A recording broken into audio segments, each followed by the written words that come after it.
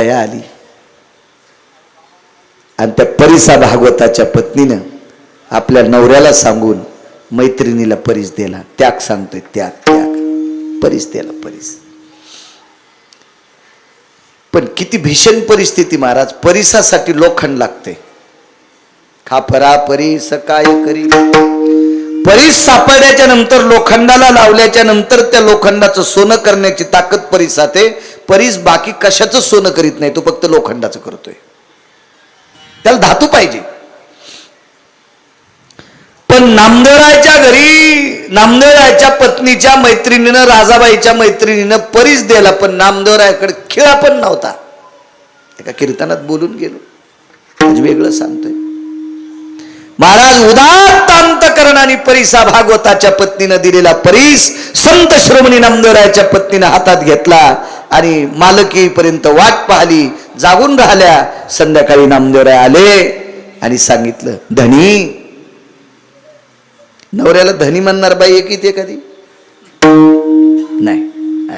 तुमच्या जिबील वेल्डिंग झाली. कशा म्हणताल तुम्ही? मन जाऊ नका. तुम्हाला एकूण एकीची शपथ आहे. मन जाऊ नका. उपास भलते धरी जा.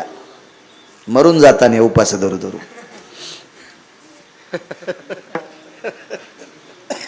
तुम्हाला एक सांगू का? मोठ्यांचं वाक्य सांगतोय. जिच्या कपाळावर कुंकू आहे तिचा सगळ्यात मोठा शिवशंकर तिचा पती आहे. जिच्या कपाळावर कुंकू आहे तिचा सगळ्यात मोठा पांडुरंग तिचाच नवरा आहे. आणि जी नवऱ्याला शंकर आणि नवऱ्याला पांडुरंग म्हणती का, हिची पावर किती मोठी आहे. गिरगावच्या बाळ्याचं ऐकायचं नाही. तिची देवा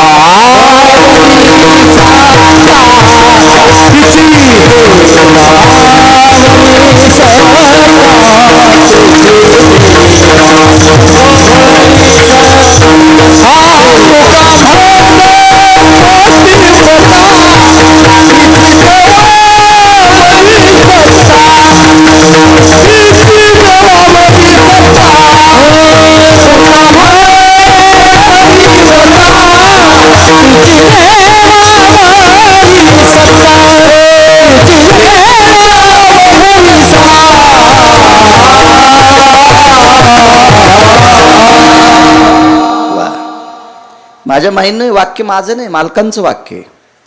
जिची नवऱ्यावर श्रद्धा आहे का तिच्या ताब्यात देव राहतो, तिच्या ताब्यात. आणि जिची नवऱ्यावर श्रद्धा नाही का तिला चंद्रभागेत पुरलं तरी मोक्ष नाही. जित्त म्हणायलो मी, मेल्यावर नाही.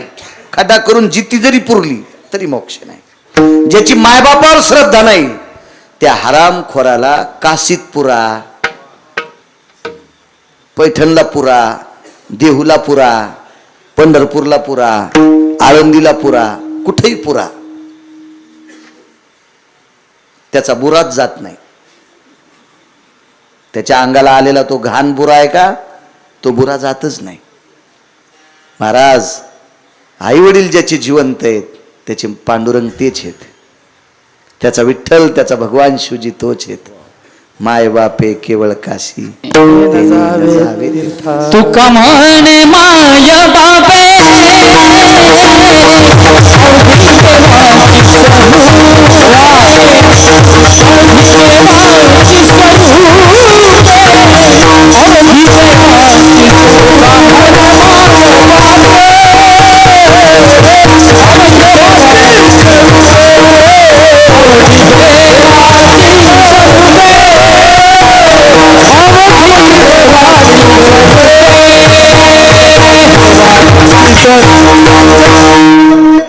सगळा सोपा परमार्थ आहे राजू.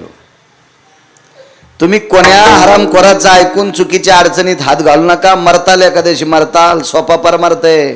आई वडिलाला देव मानणाऱ्यानं देव उभा केलाय. योगी 28 पुंडलिकरायानं यज्ञ केलाय. मी पुराणात पाहिलं नाही. पुंडलिकरायानं तपश्चर्या केली हेही मला माहित नाही. पुंडलिकरायानं दान धर्म केलाय. परिस्थिती नाजूक आहे. पुंडलिकरायानं एकच केलं, फक्त मायबापाची सेवा. जगाचा पाप पिटीवर उभा केला. मायबापाच्या सेवेतली ताकद आहे. माझ्या माईनं आपल्या नवऱ्याची सेवा करणार आहे ना. सूर्य थांबिला, सूर्य थांबिला, सूर्य सूर्य सूर्य थांबिला. नवऱ्याची सेवा केली एका बाईनं जंगलात. जंगलात वनवासात सेवा केली. तिच्या पायाचं नख बघितल्याच्या नंतर 60,000 लोक जेवले, दुर्वासाचे शिष्य. तिचे होता दर्शन मिळे पोट भरी अन्न. तिचं नाव द्रौपदी होतं. कितीतरी उदाहरणं तुमच्या पुढे मांडता येतील. 1.5-2 तासात मी काय जमीन 300 एकर बैल 2 किती काऊत आणणार आहे. मर्यादा आहे त्याला. सोपा परमार्थ करत जा, अडचणीत नका हात घाली जाऊ.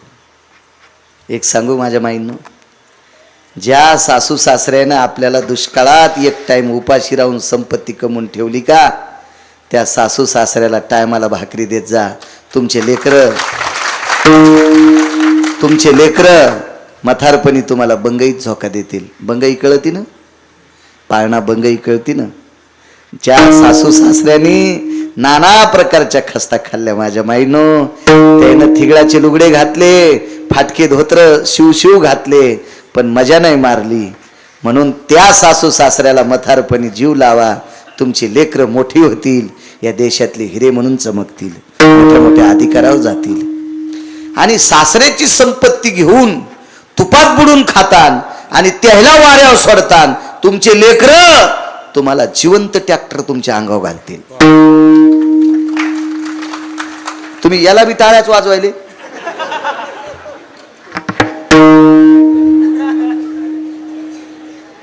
हे असे भांबावलेली माणसं आहेत नाही. भावनेची आरी गेली की कशाला टाळ्या. वा वा वा, चांगलं वाटलं म्हणून असं.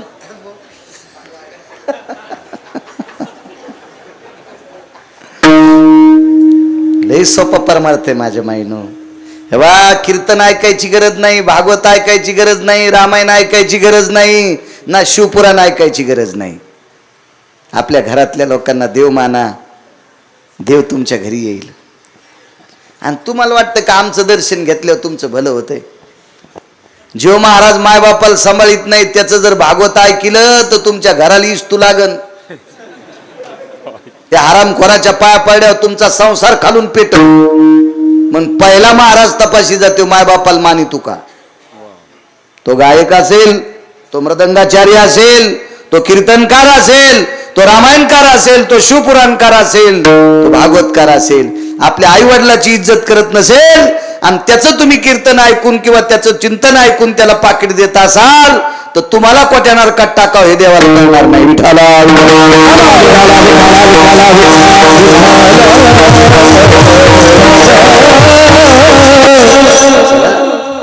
काय बाईचा अधिकार. महाराज रात्र जागून काढली आणि पहाटेच्या प्रहरी 4था प्रहर सुरू होणार. त्या प्रहराच्या अगोदर नवऱ्याला दाखिलं माझ्या मैत्रिणीनं ही वस्तू दिली. ही वस्तू लोखंडाला लावली की त्याचं सोनं होतंय. काय त्याग असेल महाराज, किती मोठा त्याग असेल. पत्नीला सांगितलं, प्रिये तुला विटाळ झालाय, तुला एका वस्तूचा विटाळ झालाय. आपल्याला चंद्रभागेकडे जावं लागतंय. आणि तशीच एका फडक्यात बांधलेला परीस रविबुवा नामदेवरायनं पत्नीला चंद्रभागेकडे घेतलं आणि ते परीस असा त्या गाठीतला सोडान सांगितलं, राजाई टाक चंद्रभागेत. चंद्रभागेत टाकला. दोघांना आंघोळी केल्या, ओल्या कपड्यानं बाहेर आले, कळसाचं दर्शन घेतलं आणि घरी आले. असा भारतात महाराज सापडेल का ज्याला परीस सापड्या तो पाण्यात फेकून देईल. तुम्हाला सापडा का असा एखादा महाराज. बाकीचं जाऊ द्या, आपला कीर्तनकार एखादा परीस सापड्याच्या नंतर. मला जर परीस सापडला ना तर मी पहिला रेल्वे पटरीला लाईन.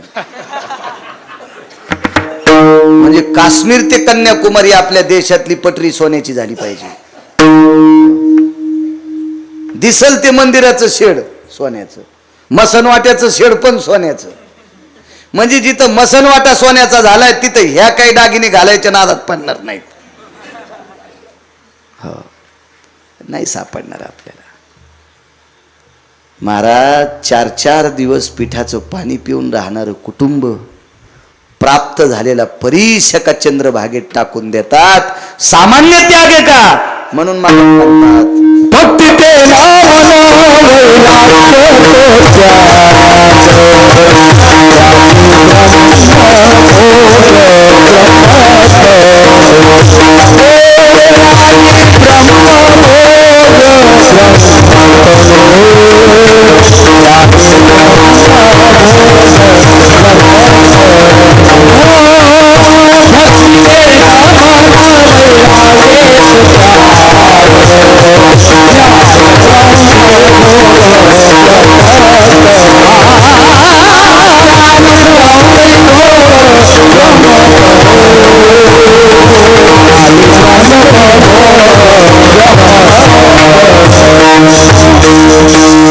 मला नाही वाटत आपण करू शकतो हा त्याग.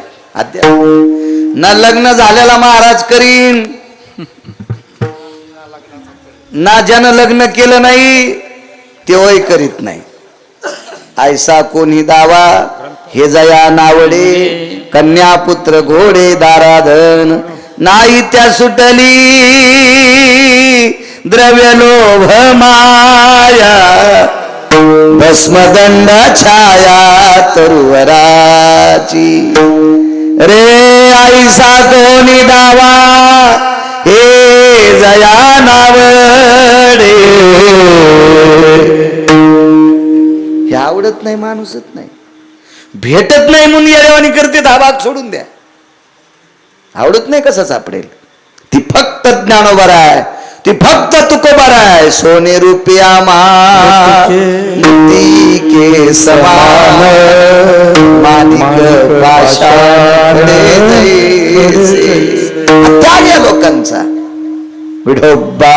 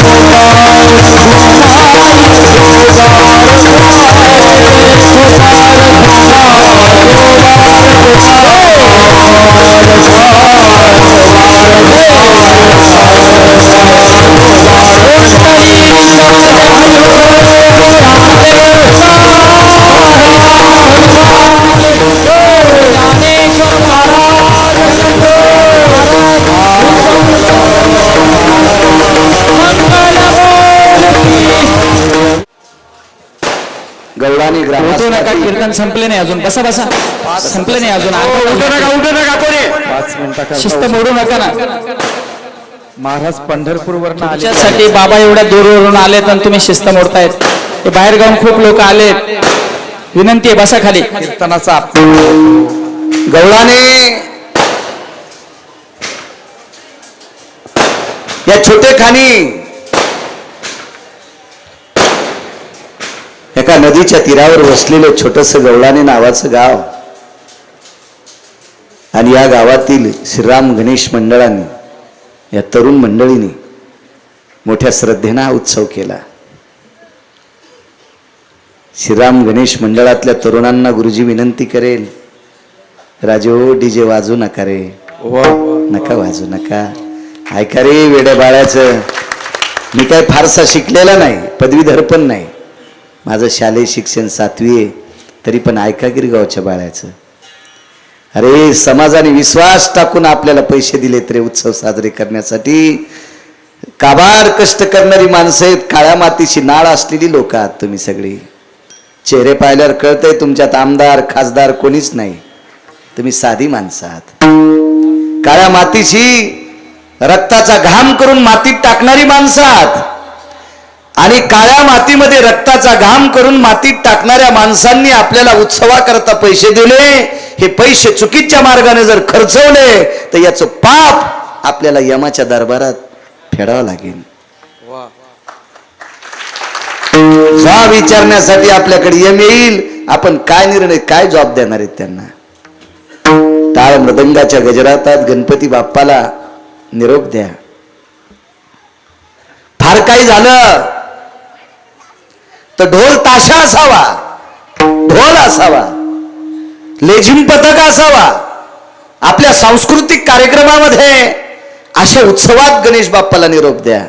डीजे घाणेरड्या प्रतीचे गाणे, पाश्चिमात्य संस्कृतीत काही हलकटांची गाणी ही त्या देवापुढे नका वाजू.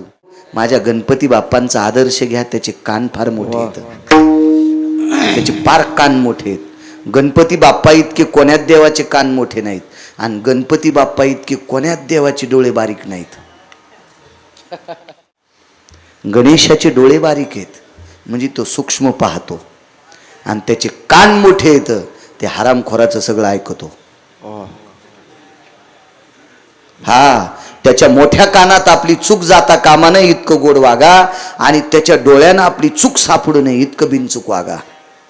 आज गणेश कोण आहे माहिती आहे? पंढरपुरातल्या मालकाने 7व्या अवतारात मर्यादा पुरुषोत्तम रामचंद्र म्हणून अवतार घेतला. या अवतारात रावणाला मारायचं ठरवलं, पण रावण मरत नव्हता. रावण अजिंक्य, अजिंक्य रावण अजिंक्य. महाराज, मी एका कीर्तनात बोलून गेलो, रावणासारखा विद्वान जगात कोणी नाही. रविकुमार, रावणासारखा कपटी सुद्धा जगात कोणी नाही. रावणासारखा सावहागुंड जगात कोणी नाही. रावणाच्या श्रीमंती सुद्धा देहूतल्या मालकांनी वाखविली. तुका म्हणे ज्याची संपदा एवढी. काय काय ताकद. हो, सप्तकोटी घरे शुद्ध कांचनाची, शुद्ध कांचनाची सप्तकोटी. मालकांनी वर्णन करावं एवढा श्रीमंत रावण. महाराज, पंढरपुरातले मालक मारण्यासाठी हातबल झाले. शेवटी एका देवतेची विनंती करावी लागली. त्या देवतेचं नाव होतं गणेश बाप्पा.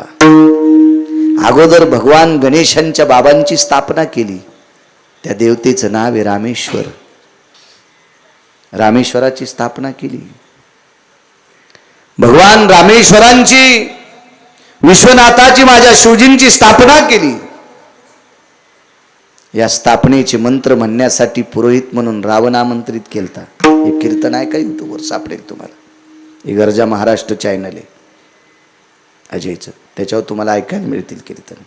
मला तर काही मोबाईल नसतो मोठा, आपल्या याच्यातच धकत. घ्यायला काय किती मोठा घेईल, पण म्हातारपणी कशाला गाऊन घालू आता. हो ना, आता 90 वर्ष लुगडं घातलं आणि म्हातारपणी कशाला गाऊन घालायचं. आता पैसे आहेत माझ्याकडे, पैशाची अडचण नाही. कॅमेरे चालू आहेत, खूप पैसे आहेत माझ्याकडे. एक जण म्हणला किती येतं, तू या पाया पडायची गरज नाही इतकी येते. म्हणजे अडचण नाही, बायको एकच आहे, मस्त पद्धतशीर एक मुलगा मुलगी, आई आहे, वडील 90ला गेले. धक्का तू संसार आपला, शेती चांगल्या प्रतीची, भरघोस उत्पन्न काढतो, त्याच्यामुळे काय अडचण नाही. घेईन मोबाईल, पण नको राहू द्या हेच आता. आणि आलीच वेळ प्रसंग पडलंच काम इंटरनेट तर घेऊ बी, त्याचा काय ताण आहे, त्याचा काय विषय नाही. सोन्याचा घेईल, काय ताण नाही, घेऊ वेळ प्रसंगी, पण सध्या तरी नको. भगवान गणेशांच्या बाबाची स्थापना केली समुद्राच्या तीरावर. रावण मारण्यासाठी लंकेत आले, मरत नव्हता. भगवान गणेशाची आराधना केली. भगवान गणेश आले. काय प्रभू, अरे बेटा मरत नाही, काय प्रकारे, काय काय काय. एक काम करावं लागतं प्रभू. रावणाला सर्व ग्रह अनुकूल आहेत आणि सर्व ग्रह ज्याला अनुकूल आहेत त्याला जगातली कुठलीच शक्ती प्रतिकूल होऊ शकत नाही.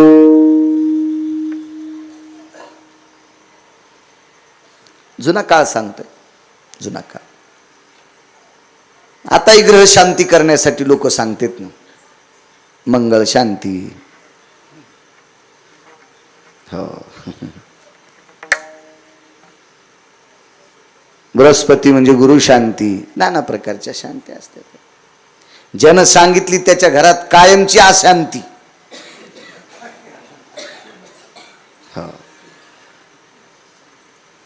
म्हणून मी नेहमी सांगत असतो, आमच्या पाया पडण्यापेक्षा मायबापाच्या पाया पडत जा, देव तुमचं कल्याण करील. तुका म्हणे पितृ आशीर्वाद देती, कल्याण वेच्छिते तयार. आपले पितृदेव आशीर्वाद देतात. 2 मिनिटं थांबा. काय प्रसाद आहे का तो? 2 मिनिटं थांबा ना, मी वेळ देतो तुम्हाला. थांबा 2 मिनिटं. थांबा थांबा थांबा. खाली बस. बसा बसा, तिथंच बसा जागे. देतो ना वेळ, देतो मी, देतो.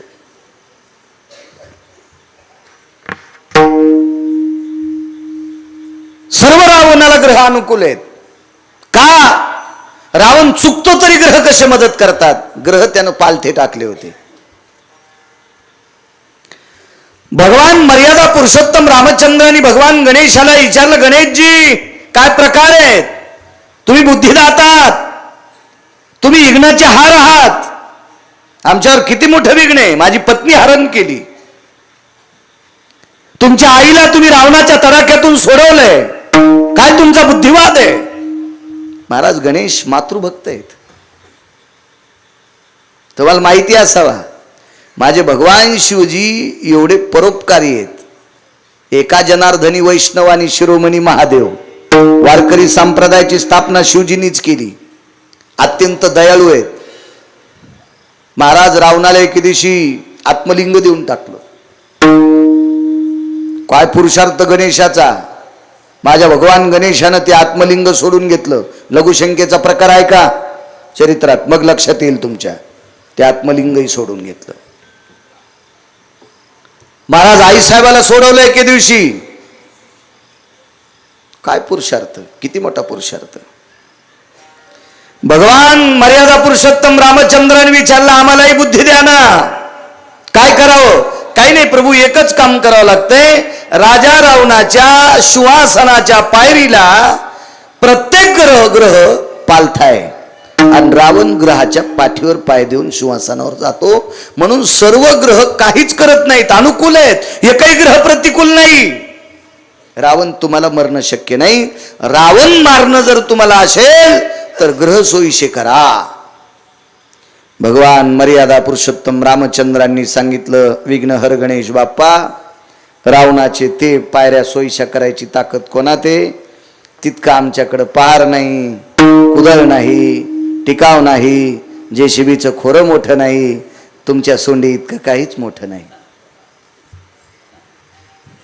भगवान गणेशाच्या सोंडीनं पायऱ्या सोयीशा केल्या.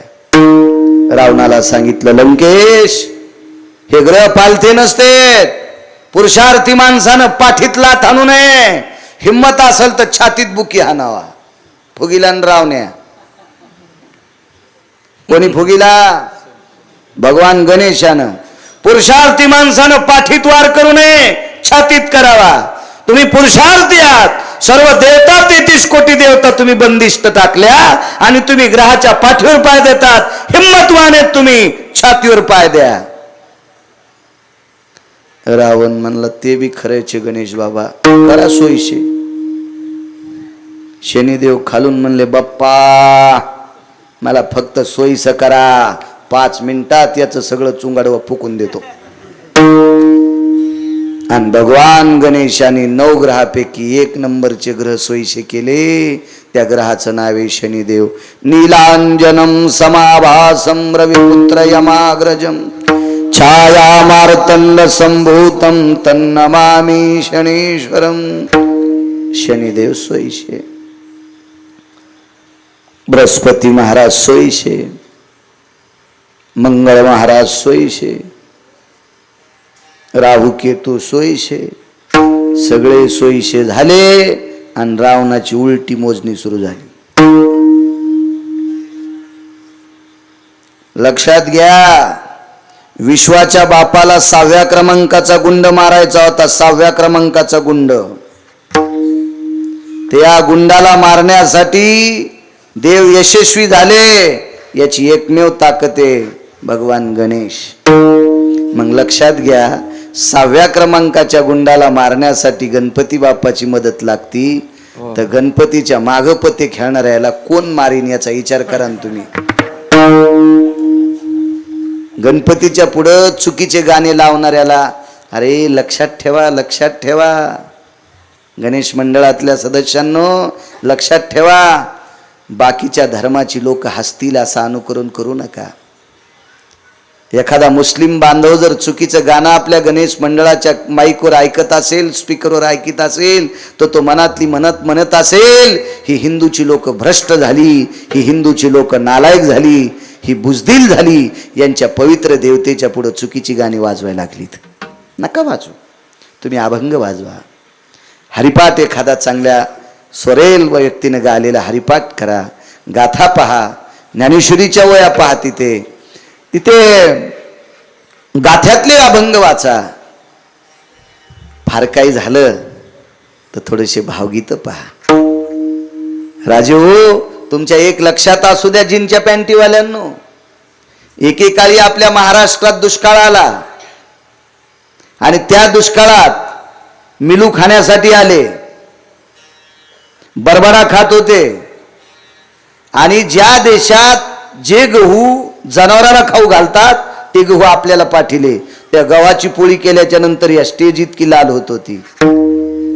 म्हणून गान सम्राट प्रल्हादजी शिंदे त्या काळात एक भगवान गणेशाचं भावगीत गालं होतं. त्यांनी नाव काढू नको तांदुळाचे, केले मोदक लाल गव्हाचे, बाप्पा मोरया रे चरणी ठेवीत माता, बाप्पा मोरया रे बाप्पा चरणी ठेवीत माता. त्या लोकांना सोर आहे, त्यांना ते गायनाचं ज्ञान आहे. नाव काढू नको तांदुळाचे, केले मोदक लाल गव्हाचे. त्याच्या पुढचे वाक्य लय गोड आहेत. देवा घेरे जाणून घेरे मानून, अरे आम्ही भोळी भक्त आहेत. सुख येतील दिस येतील कारे सुखाचे, बाप्पा मोरया रे चरणी ठेवीत माता. राजे हो, आपले दुःख त्याला सांगा.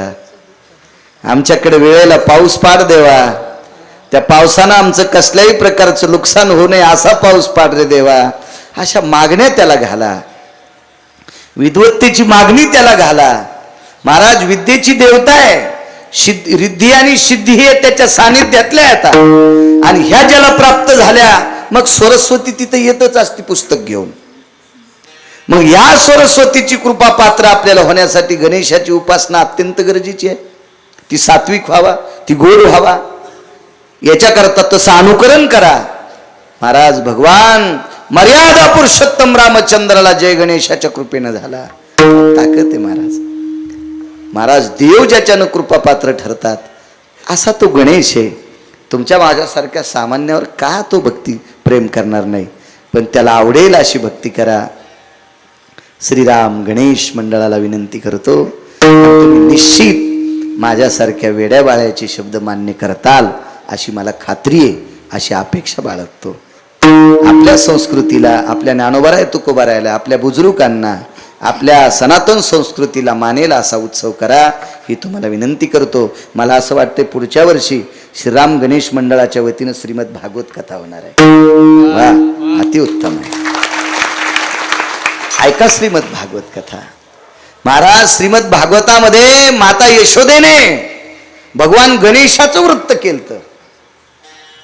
भगवान गणेशाचा व्रत केलं आहे. भागवतात एक छोटीशी कथा आहे. वा, श्रीमद भागवत कथेचं आयोजन पुढच्या वर्षी श्रीराम गणेश मंडळाच्या वतीनं होणार आहे. महाराज या कथेचे नारळ ज्याला उचलायचे असतील त्यानं सेवा घ्या, ते पदरात पाडून घ्या, ते पुण्य पदरात पाडा. महाराज चुकीच्या ठिकाणी नका करू घेत जाऊ सेवा.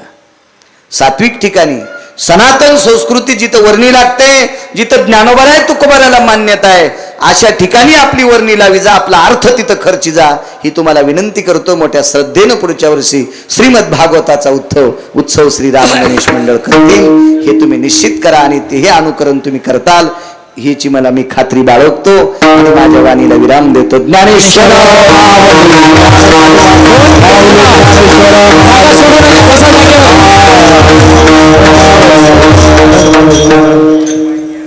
उठू नका. कोणाचं नाव?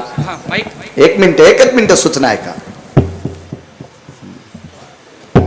एकच मिनिट मी फक्त तुम्हाला अर्धा मिनिट भीक मागणारे भजनाची कोणी उठू नका सूचना सांगा गुरुजी. श्रीराम गणेश मंडळ यांनी आयोजित केलेला हरिभक्तपरायण बाळू महाराज गिरगावकर यांच्या सुश्रुत अशा वाणीतून श्रोत्यांना मंत्रमुग्ध करणारं त्याग आणि वैराग्य, त्यागातून वैराग्य निर्माण होतं आणि वैराग्यातून संतांची निर्मिती होते. आणि वैराग्य आणि त्याग याविषयी जे काही अनेक उदाहरणं देऊन दाखले देऊन महाराजांनी आपल्या श्रोत्यांना मंत्रमुग्ध केलं. त्याचप्रमाणे श्रीराम गणेश मंडळाने अनेक वेळा महाराजांना विनंती केली, पण महाराजांची तारीख काही मिळत नव्हती. अनेक वर्षापासून 4-5 वर्षापासून प्रयत्न करत होते, पण ह्या वर्षी महाराजांनी मान्य केलं आणि आजचा दिवस निवडला. तसं पाहिलं तर आज द्वादशी आहे. मला कालची तारीख गुरुजी मागितली, पण मी दर महिन्याच्या शुद्ध वारीला पंढरपूरला असतो. पंढरपूरला होते महाराज. 400 किलोमीटर 450 किलोमीटर वरून प्रवास करून आले, थकले, बसले, विश्रांती घेतली. अन्नाचा एक न घेता त्यांनी या ठिकाणी जवळजवळ 2 तास आपल्याला मंत्रमुग्ध शब्दांनी खिळून ठेवलं.